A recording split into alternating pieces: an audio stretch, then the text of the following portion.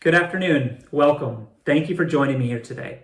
My name is Scott Reeves. I'm with the Engineering and Construction Department at the Midpeninsula Regional Open Space District, and I am delighted to have you join me here today as we take a virtual walking tour of one of the recently completed segments of the San Francisco Bay Trail located at our Ravenswood Open Space Preserve. The San Francisco Bay Trail is a planned 500-mile regional trail system that touches 47 cities through a broad spectrum of landscapes that ring the bay. It is a bold vision for commuting, recreation, and environmental stewardship. And with gaps still outstanding in 30% of the system, no simple projects remain. And Ravenswood certainly was no exception. After 15 years and $5 million, we have finally closed a critical 0.6-mile gap in the system to connect 80 contiguous miles of shoreline trail. I would like to walk you through the project today from start to finish. We'll touch on planning, permitting, design, bidding, and construction. And because we opened this trail segment in August of 2020, I have a little bit of visitation data to share with you and our initial impacts from COVID. Let's jump in. The Midpeninsula Regional Open Space District, or MidPen, is a unique public agency representing approximately 700,000 constituents in 17 cities across 3 counties in the heart of Silicon Valley. We were formed in 1972 as a grassroots voter initiative to protect the green foothills of Santa Clara County. A few years later, the voters of San Mateo County expanded the district onto the peninsula, and then in 2004 onto the coast side. Our district is primarily funded by property taxes. MidPen helps plants, animals, and people thrive throughout the greater Santa Cruz Mountains by preserving a connected greenbelt of public open space. Our missions can be summarized in 5 words: preserve, protect, restore, educate, and enjoy. Our efforts are ever expanding. We are now managing over 65,000 acres of permanently dedicated open space within 26 preserves, and we offer over 245 miles of trails free to explore year-round.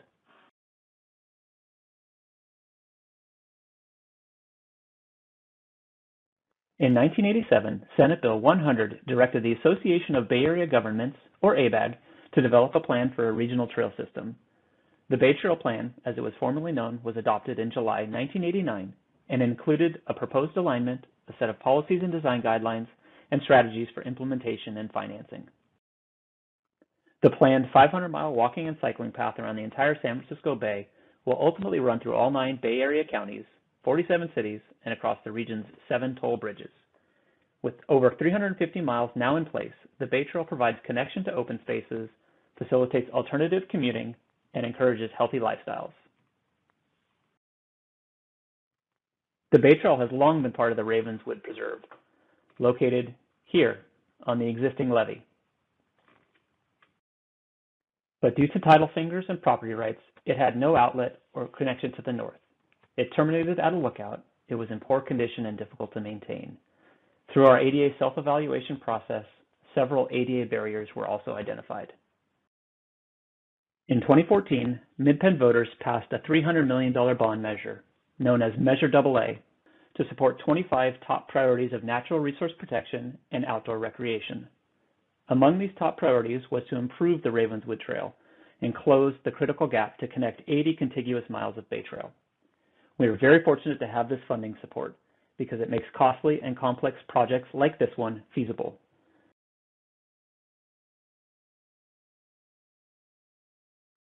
Ravenswood Open Space is a 376-acre waterfront tidal marsh preserve. It is directly adjacent to the Don Edwards National Wildlife Refuge and the Baylands Nature Preserve. It is one of our most urban preserves, located right along the commuter corridors of Highways 101 and 84.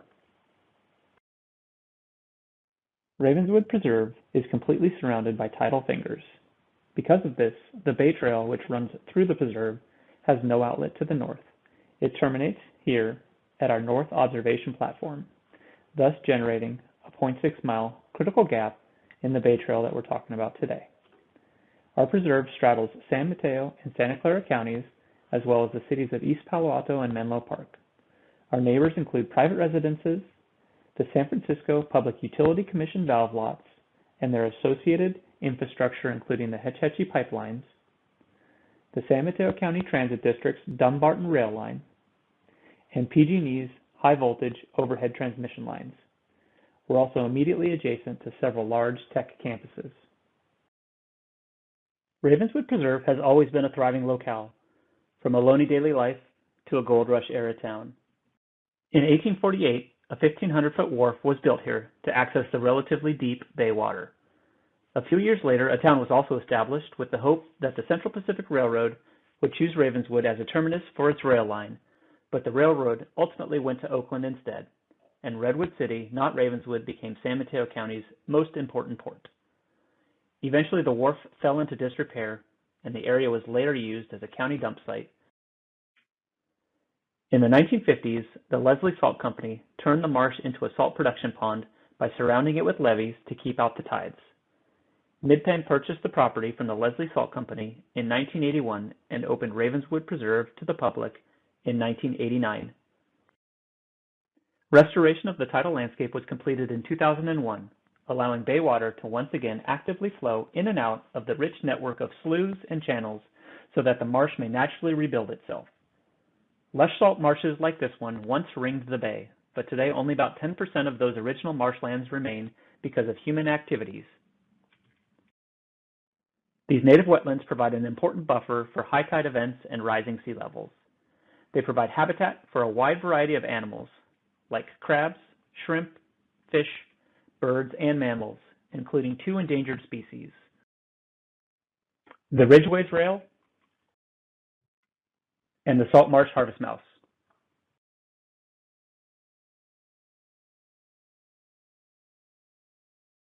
The project was conceived in 2005 when the San Francisco Bay Trail Gap Analysis identified this gap as a critical long-term project, estimating an 11 to 15-year timeline to complete, citing significant challenges in property rights and environmental restrictions. The 2005 study estimated the cost to close the 0.6-mile gap was $2.76 million. Midpen was just a stakeholder at this time because the trail would connect to our Ravenswood Preserve. That study initiated the next step in the project, which was a feasibility study to be completed by the City of Menlo Park. This study sought to explore and find the final trail alignment. It had a ton of support from local stakeholders to regional and federal agencies.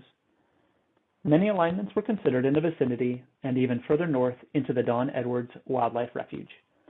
Ultimately, though, the location through SFPUC property was determined to have the most benefits to both people and the land because of its already existing infrastructure and permanent impacts. But at that time, no agency had the means to lead the project, and there was no trail easement through the SFPUC property. That is until SFPUC contacted Midpen to acquire a tunnel easement under Ravenswood Preserve to complete a new Hetch Hetchy pipeline project. After much deliberation, it was determined that there was a mutual need and opportunity, and an easement exchange was negotiated. SFPUC granted Midpen a 50-foot wide open space easement within which we would need to find the final alignment. In exchange, Midpen granted a tunnel easement to SFPUC. CEQA was initiated and project details started to be developed. In 2016, Midpen finalized the easement exchange by narrowing the open space easement down to a 20-foot wide trail easement and started to refine uses, management, hours, and design details. This is probably a good time to talk about how we partnered with the public and other agencies, because that would ultimately shape the outcome of the project. Public engagement and agency negotiations happen concurrently to our easement exchange, which is a bit out of sequence for us. Those steps usually happen first. And with so many site constraints, there wasn't a lot of opportunity for design collaboration, but we knew we need a lot of support from the public and our partner agencies to get this one done. Suffice to say that we worked very hard to gather as much input as possible by meeting the community in their neighborhood. We listened to and mitigated their concerns, which primarily revolved around the proximity of the trail to their backyards and how we were going to preserve their privacy and security. Similarly, SFPUC shared concerns of introducing the public into this space, from the security of their valve lots as well as the operational logistics of their service roads. So there was much deliberation about fencing, gates, and the management of the trail. Straddling multiple jurisdictions, there needed to be a clear understanding of responsibilities and boundaries in order for the trail to operate successfully. Ultimately, it was decided that Midpen would manage the trail and be responsible for construction, repair, maintenance, and regular patrols. East Palo Alto Police Department would be responsible for emergency responses. This led to discussions in the hours of operations and balancing the needs of our neighbors with the needs of commuters. Nearly every Midpen preserve opens at a half an hour before sunrise and closes at half an hour after sunset every day of the year. In the wintertime, this means that our preserves are only open from about 7 a.m. to 5 p.m. Knowing and wanting this trail to be a usable commuter route, we determined that extended hours would be warranted, so we set special hours here from 5 a.m. to 10 p.m. year-round. And because of the security concerns raised by our neighbors, we decided that automatic gates would control access at the 2 public trailheads. All of this was memorialized in a Memorandum of Understanding with East Palo Alto. The MOU also determined that Midpen would facilitate collaboration between the City of East Palo Alto and the SFPUC on future connections, as the city has a specific plan for the region seen here that includes a spur trail from Bay Road around the University Village development to the Bay Trail, as well as a linear park through the Hetch Hetchy right-of-way. This partnering also prompted us to establish a joint permitting agreement with the cities of East Palo Alto and Menlo Park. Because we were straddling their jurisdictions, we determined that East Palo Alto would be the lead local permitting agency on all aspects of the project. Through the planning and partnering process, we were able to hone in on a well-defined project description. It included 800 feet of asphalt sidewalk repair from the existing Ravenswood parking lot, a new solar-powered automatic trail gate at the existing Ravenswood Bridge, 1.2 miles of levee trail improvements, including asphalt paving with gravel shoulders, 0.2 miles of new elevated boardwalk, an 86-foot long prefabricated steel bridge, 0.1 miles of new asphalt trail paving, 0.3 miles of gravel shoulder improvements along the existing SFPUC service road, including traffic striping and signage, an improved trailhead at University Avenue, including crosswalk, striping, signage, a new vehicular gate, and another solar-powered automatic trail gate, 400 feet of new sidewalk improvements along University Avenue, connecting the University Village neighborhood to our trailhead, site security fencing and gates along the Samtrans Dunbarton rail line corridor, and high tide refuge islands and transition zones in Ravenswood Marsh. As an interesting aside, I think we did a really good job messaging our 0.6 mile gap closure, which is this portion of the project here. But as you can see, the project was so much more. We actually did about 2.25 miles of total trail improvements.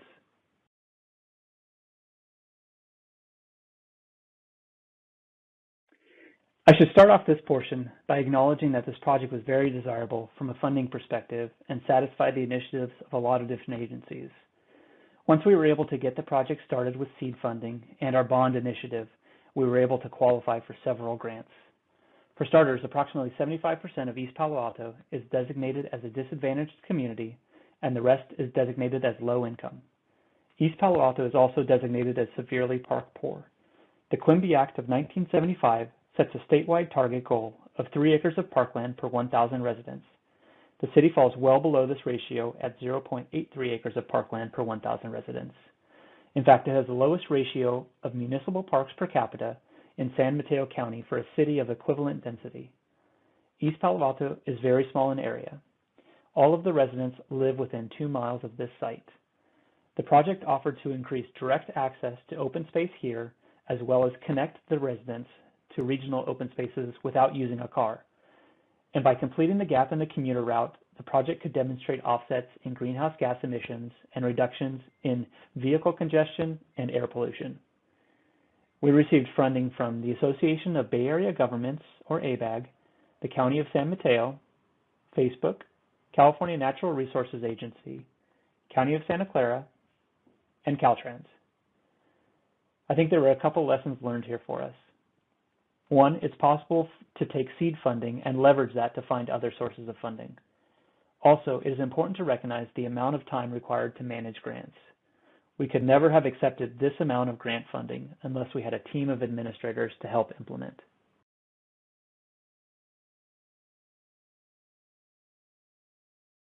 This project required the full suite of regulatory permits from regional up to the federal level, including the Bay Conservation and Development Commission, or BCDC, an agency we typically don't permit with because we have very little bayfront work.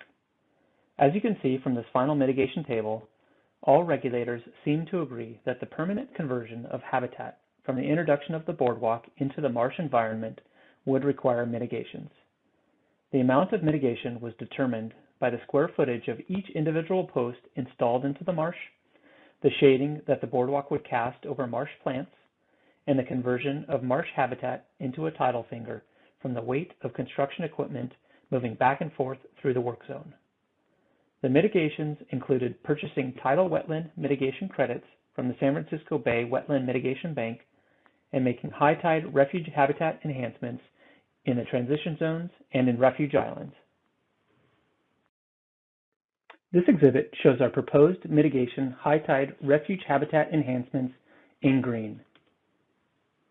Our transition zones are shown here along the marsh side of the existing levee trail in 3 locations.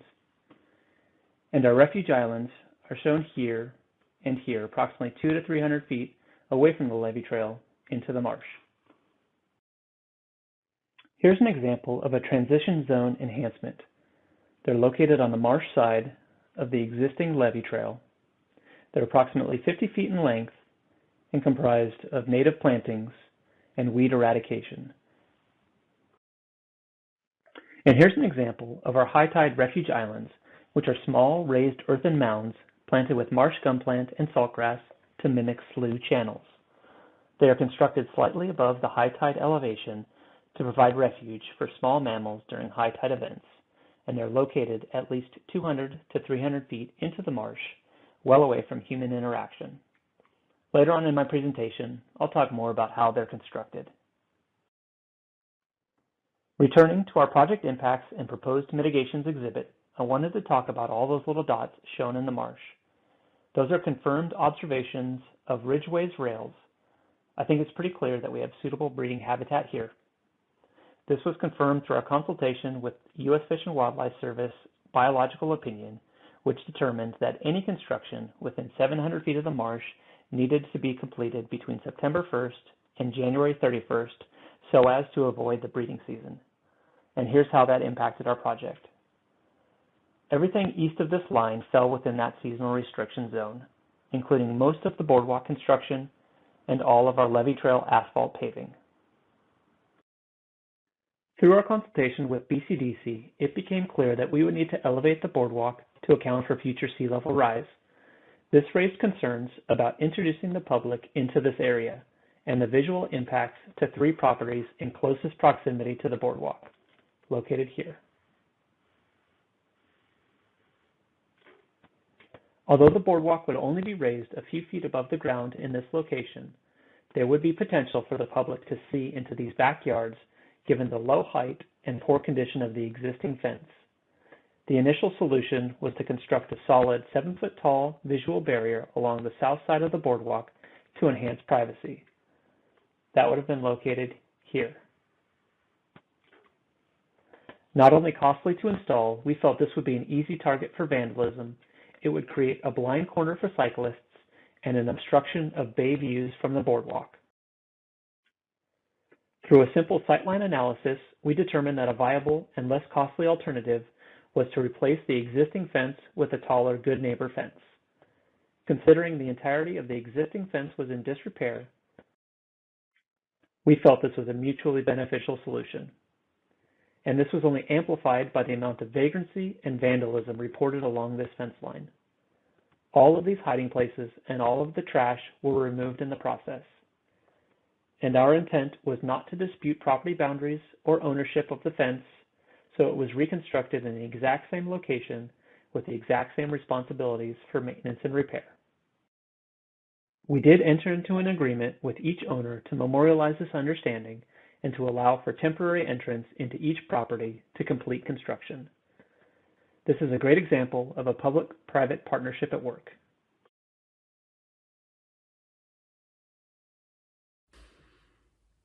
I think that there's a couple insights and lessons learned that I can share regarding our approach to bidding.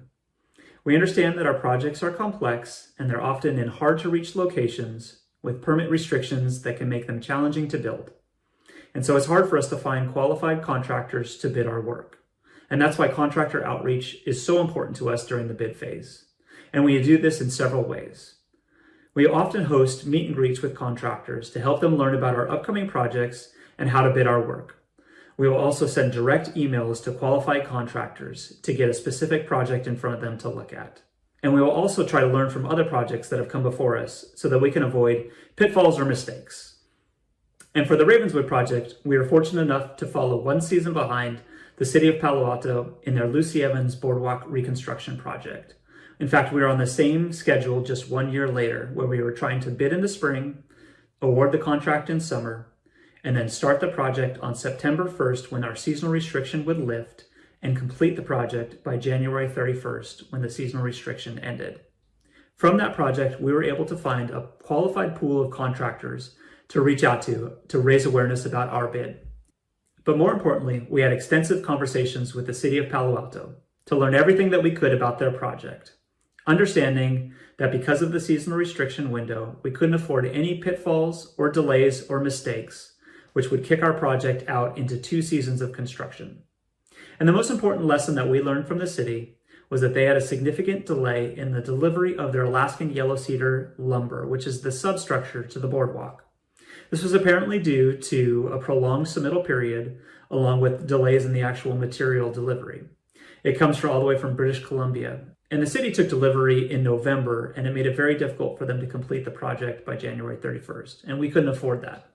So, taking this as a lesson learned, we took the submittal package for that Alaskan yellow cedar lumber and we moved it into our bid package so that our bidders were required to provide those submittals along with the rest of their bid package. And we reviewed those submittals concurrent with our contract award process so that when we returned a fully executed contract, we also returned fully reviewed Alaskan yellow cedar submittals, allowing them to order the material immediately. And so in our project, we took delivery of the cedar in the beginning of October, and it saved us time and enabled us to complete that portion of Boardwalk by January 31st. Before we jump into talking about the different aspects of our project and how we actually constructed them, I wanted to touch on our relationship to our contractors. We really see this as a collaborative partnership. We understand that the contractor is entering the equation at the very final step and asked to implement, but they don't have the legacy of knowledge or conversations that happened before them, especially related to our permit restrictions. And we really see it as our role in the partnership to keep the permit regulations in the forefront and boil those down to simple terms for our contractor to allow them to focus on means and methods. And we're also very hands-on in this way because it guarantees that we can stay compliant with our permits. I think it's also important to note our overarching approach to construction, which is to have the lightest touch on the land possible, where we try to really minimize the amount of impact. A common theme you'll see today is the narrow work zone afforded to our contractor when working in the marsh environment. And although very challenging at times, it helped us minimize both our temporary and permanent impacts and facilitate our permits and our mitigations, which can be very costly to us. All right, we're going to take a bit of a virtual walking tour now, heading north from our preserved trailhead to touch on a few of the different and interesting construction activities that took place. Let's start with the asphalt paving operation. Not normally a very interesting construction activity, but paving the levee trail proved challenging because the only way onto the levee was over the existing Ravenswood Bridge. It is only 10 feet wide and rated for 5-ton traffic, severely limiting the size of paving equipment a contractor could use. To pave 1.2 miles of trail with equipment small and light enough to use this bridge would have taken at least 8 months. And as a reminder, this work was within our seasonal restriction zone, which only afforded us 5 winter months to get the job done. The contractor's solution was to temporarily remove the bridge and install a 75-ton, 20-foot wide construction bridge that would clear span the abutments to avoid any loading issues. This is the existing bridge being removed and carefully set aside for the temporary bridge to be installed.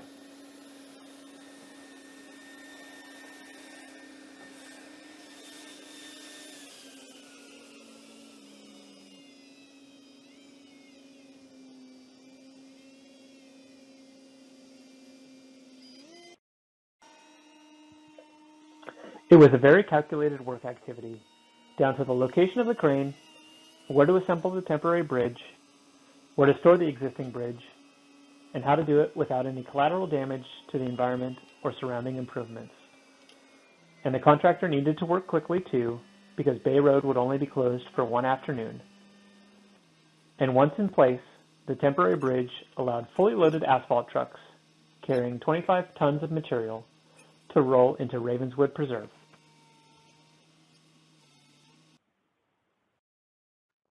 From there, the contractor set off to pave 1.2 miles of levee trail around the Ravenswood Marsh. The levee offered a narrow work zone with little margin for error. All construction activities started at the furthest point from the bridge, and the contractor built their way out. And with no turnaround locations, the contractor had to back up their vehicles 1.2 miles to deliver materials. The average backup time was about 30 minutes.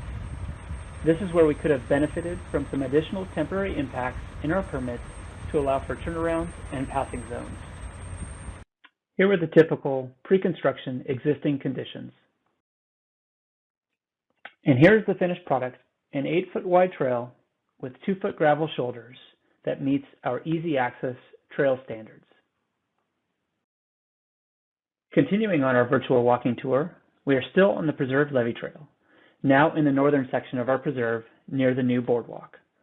Before we hop on the boardwalk, let's look east over the tidal marsh towards the San Francisco Bay and talk about how the marsh functions and what that means for wildlife. During high tide events, the marsh floods with water, and wildlife like the Ridgeways rail and salt marsh harvest mouse are pushed to higher ground. They become exposed during these high tide periods and are more vulnerable to predation unless they find vegetation to hide beneath. They seek refuge under native shrubby plants like marsh gum plant. And here's what an extreme high tide, or a king tide, looks like at Ravenswood Preserve.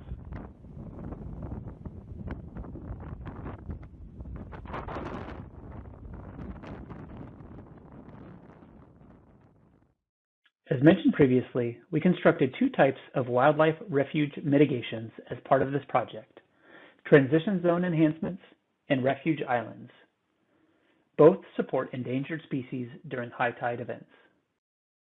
Enhancements to transition zones, or the side slopes of the levee, occur above the mean high tide mark. Plants can grow here as they are only sporadically inundated with saltwater. And here's a lesson learned in adaptive maintenance. After 1 year, we've learned that our plantings are very popular with the local rabbit population, and that we needed to install browse protection. I also wanted to point out an interesting detail in this photo. We've intentionally left gaps in all of our straw wattles because we didn't want to create any barriers for potential salt marsh harvest mice that would be crossing our levee trail. All right, now I'd like to see if you can spot our second type of high tide mitigation, the refuge islands. If you guessed that tiny speck back there, then you would do well as a salt marsh harvest mouse.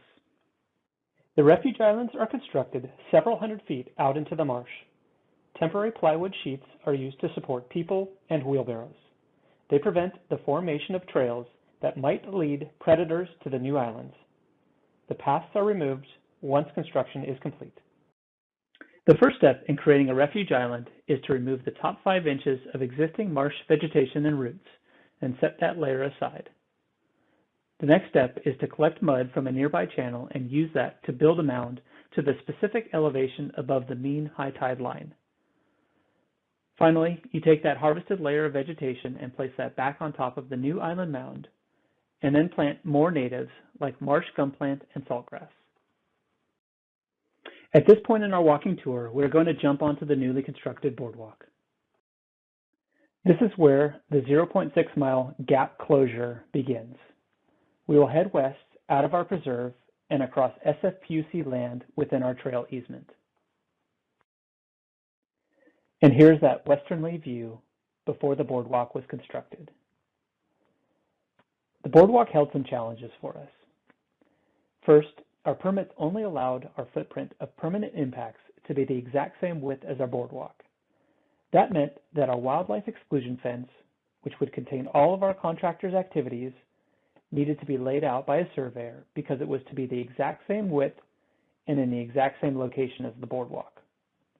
It would have been nice to have additional buffer space to facilitate construction, but as a district, we're always striving for the lightest touch on the land. We did check the contractor's layout with a third-party survey because the alignment also needed to fit within the recorded trail easement boundary. A lesson learned here would be to wait to record the easement until after construction was completed to account for any variances encountered during construction. Once the exclusion fence was in and confirmed to be in the correct location, the challenges of a narrow linear project began. A lot of time was spent each day traveling out and back from the marsh. The first step was to install the boardwalk piles. Our permits only allowed vibratory methods to drive the piles. So the contractor fabricated a fully adjustable jig that would install 90% of the piles. The jig was held by a small piece of equipment while a mini excavator vibrated the piles into place.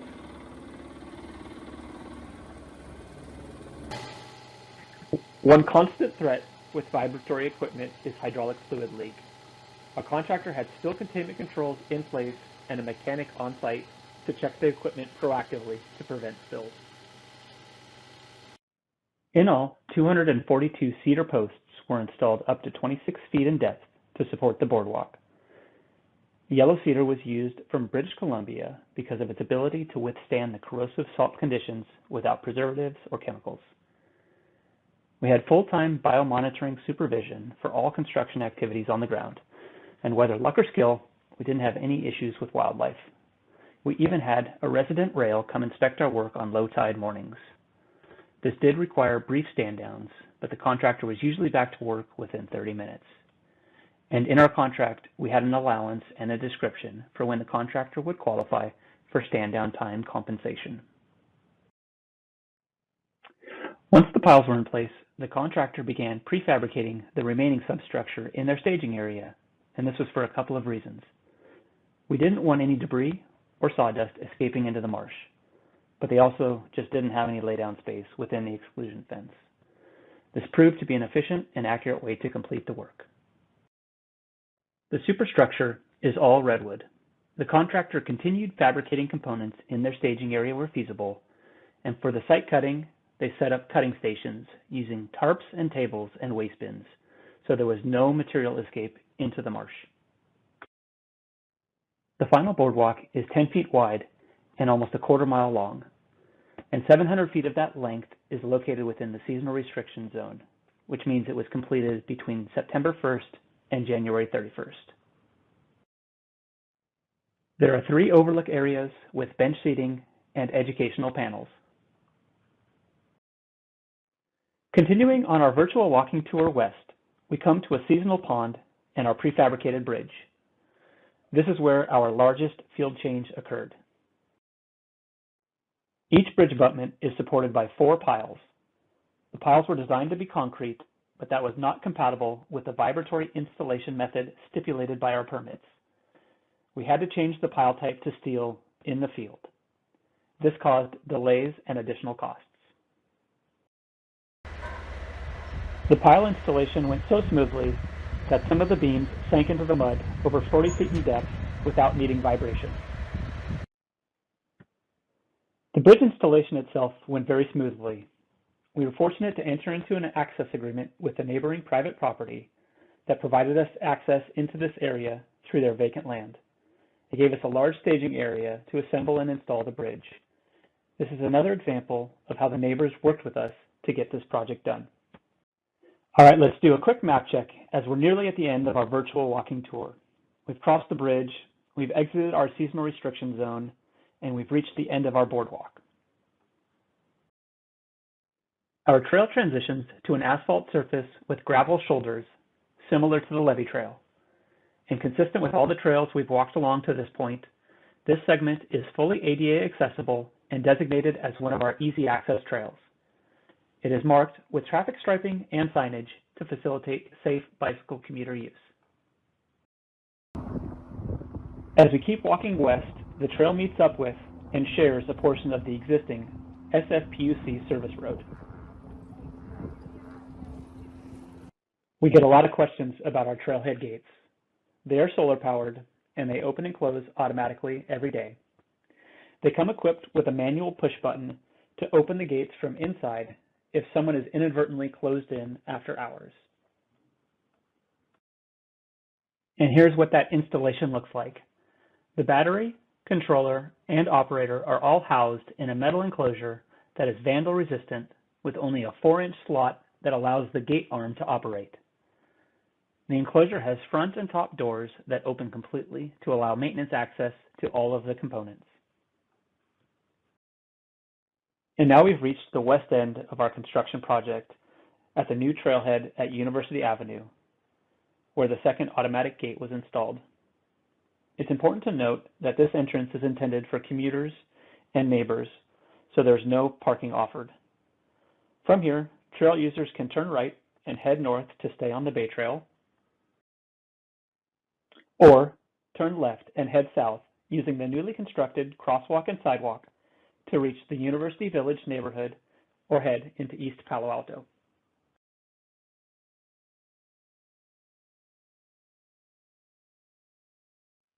Midpen has been monitoring visitation numbers at our preserves for a number of years in order to track trends, seek funding, guide management policies, and establish success criteria. We use several different tools to count our visitors. For hikers, we typically use a trail counter with an infrared sensor. And for bicycles, we use a magnetic sensor. As seen here, we use cloud-based software to centrally locate and manage the datasets. At Ravenswood, we've had a trail counter at our Bay Road entrance since 2015. And after construction wrapped in August 2020, we installed a bicycle counter at this location as well to support, among other things, our current electric bike pilot study. What you see here is the trail counter. It's sandwiched between two pieces of wood and hidden from sight. The back piece of wood can be loosened to rotate and provide access to the sensor. We do tend to have occasional issues with our sensors not registering counts. Sometimes they go offline and need to be restarted, and other times they need calibration to dial in their sensitivity. This is especially true for our bicycle counters, which are magnetometers, and bikes can have a wide array of metal components nowadays, from all steel to all carbon fiber. Here's a monthly view of our Ravenswood data from 2015 to present, hikers in blue and bicycles in green. You can see seasonal trend waves from 2015 to 2019, peaking each summer, and then a 4x increase in visitation since construction was completed. The increase in usage can be attributed to several factors, including the ability to travel through the preserve now rather than just out and back, the newness of the boardwalk and associated amenities for birdwatching, and the ADA barriers that were removed.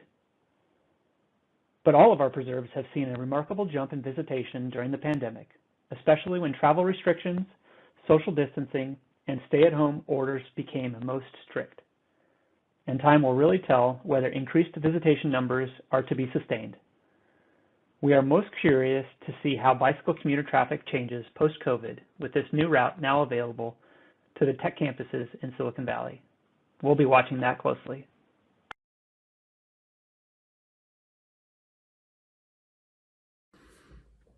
Well, that about wraps up our walking tour. I'd like to summarize some of the high-level points that we talked about along the way. But before we do that, I thought I would answer two questions that we seem to be asked most frequently now that this trail segment is open. And the first question is, why did it take so long? And I think the answer is simple. Projects of this complexity, they just take time. When ABAG first identified this critical gap, they estimated an 11 to 15 year time frame to close it, and it really took us all of 15 years to do so. When you layer environmental restrictions on top of property right issues, you're basically threading a needle. And we feel very fortunate that we were able to thread that needle in 15 years. At every step along the way, there were issues and roadblocks that could have derailed us, but they didn't. The second question that we seem to be asked frequently is, why was it so expensive? And I think, again, the answer here is people associate a 0.6 mile trail gap with a $5 million price tag. But in fact, our project was so much more. It was 2.25 miles of improvements. But beyond that, our projects are complex and they take a long time to complete. And there's a lot of soft costs associated with that. So I think a lesson learned here is to strategize ways to help the public understand the complexities of these projects and understand that they come with a large price tag and that they come with a long time frame to complete. The total project cost was $5.4 million. This included our construction costs, our staff time, our consultant time, our technical studies, our feasibility studies, and our inspections. The overall schedule to complete the project was 15 years start to finish. The overall length of improvements installed was 2.25 miles. This included the asphalt levee trail, the boardwalk, and all of our sidewalks. The CEQA level on this project was an initial study, mitigated negative declaration. And to summarize the most important lessons that we learned along the way, number one, don't rely on continuity of knowledge. Write everything down and memorialize progress with agreements and understandings. These projects take a long time to complete, and staff turnover can be a big setback. Strive to document all of the steps along the way. Number two, get creative when looking for a solution and always keep an open mind. For us, that creativity and open-mindedness came when we were able to negotiate an easement exchange with SFPUC. Number three, take a collaborative partnership approach with everyone. We found the public to be a key partner for us, along with SFPUC, the City of East Palo Alto, and the project contractors. Number four, meet the community in their neighborhood to involve them in the process. Life is hectic right now and people are busy. Their input is critical, but it needs to come at the right time in the project. And number five, think about and account for construction logistics in your regulatory permits. On this project, we could have benefited from more passing zones and turnaround areas in all of our narrow work zones. Number six, use work plans during construction to promote planning, communication, and collaboration with the contractor. Work plans are submittals that describe upcoming activities. They combine plan or aerial markups with written narratives and encourage the contractor to fully plan out and communicate the logistics of an activity. For us, they allowed us to demonstrate permit compliance to the regulating agencies as well. Number seven, include a bid allowance and clear description for stand-down time compensation. These type of projects will have hidden complexities that won't reveal themselves until construction begins. And along the same lines as a contingency budget, having a clear understanding of how and when the contractor qualifies for stand-down time compensation will encourage them to always have a backup plan in place. Number eight, investigate and identify long lead items early in the project so you can stay ahead of avoidable delays. And number nine, budget time and dollars for adaptive maintenance after the project is complete and the site begins to be used. This is a budgeting item that is sometimes overlooked. Well, that's about all the time that we have today. Thank you for joining me. I hope you learned a little something about our Ravenswood Open Space Preserve and the San Francisco Bay Trail system. I'm going to leave you with a little bit of footage that we've collected over the past 9 months that encapsulates the beauty out at Ravenswood, along with a message from our partner agencies that helped us bring this project over the finish line. If you have questions or comments, please feel free to reach out to me or check our website, openspace.org, for more information about Ravenswood and all of our preserves. Enjoy the rest of the conference, and I'll see you out on the trails.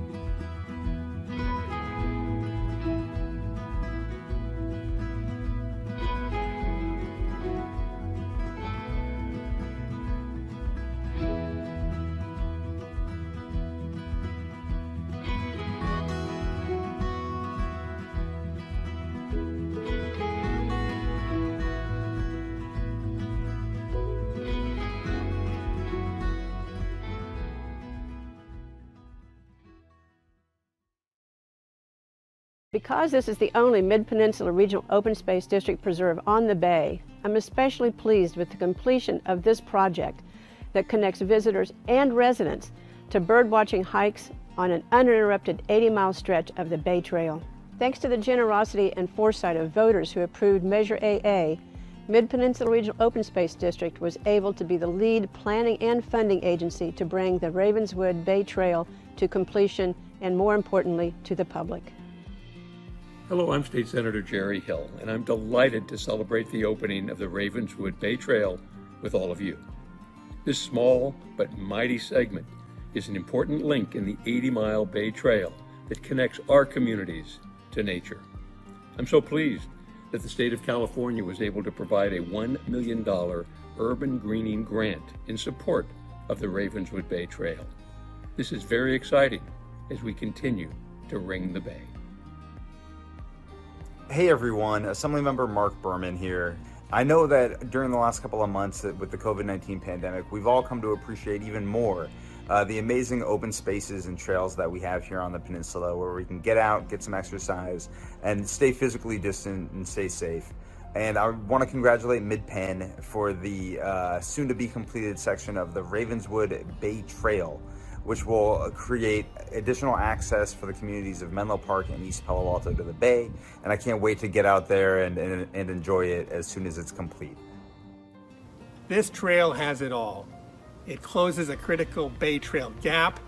It offers access to the bay for residents of East Palo Alto and Menlo Park. And it provides a venue for wildlife viewing and environmental education. The San Mateo County Board of Supervisors invested $1 million of Measure K funding into this project, and we're sure glad we did. Hi, this is County Supervisor Joe Simidian with a big congratulations all around on the Ravenswood Bay Trail project. This is a reminder how much more we can do when we work in partnership with others. This is a long-term project, it's a big picture project, and it is a reminder that persistence pays off.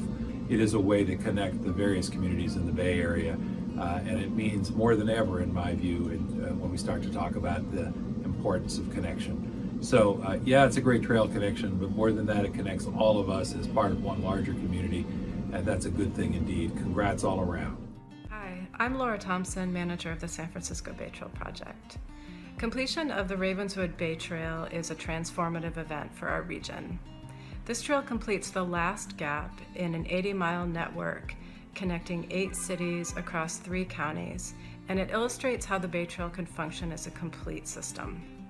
The Association of Bay Area Governments, the Metropolitan Transportation Commission, and the Bay Trail Project are pleased to have played a funding role in this project, including the initial grant that kickstarted the project using State Coastal Conservancy funds in 2005. Congratulations. Closing gaps in regional trails has never been more important to get people back outside into the natural world. For the San Francisco Public Utilities Commission, being part of the Ravenswood Bay Trail team has reminded us how environmental stewardship is interconnected with thoughtful recreation while we provide high-quality drinking water to our almost 3 million customers in the Bay Area. We're happy to provide perpetual trail easement as part of the project. Enjoy the trail. Hi, I'm Brenda Buxton from the State Coastal Conservancy. The Conservancy provided funding for some of the planning studies that were necessary to get this trail built. What the Bay Trail means to the Conservancy and the residents of the Bay Area is connection. Connection with each other and connection with the Bay, which is, after all, the defining feature of our region. And we really count on partners like Midpen to get this trail built. So we thank you for your perseverance.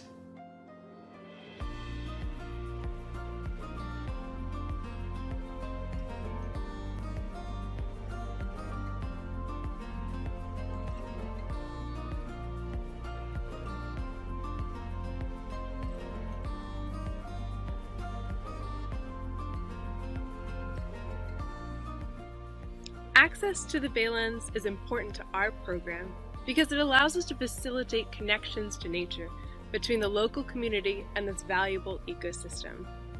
It also helps us to talk about crucial issues such as sea level rise and to think about creative solutions to safeguarding our community in the future. Our volunteers love to come out here and see the different plants and animals and birds that reside here at the Baylands.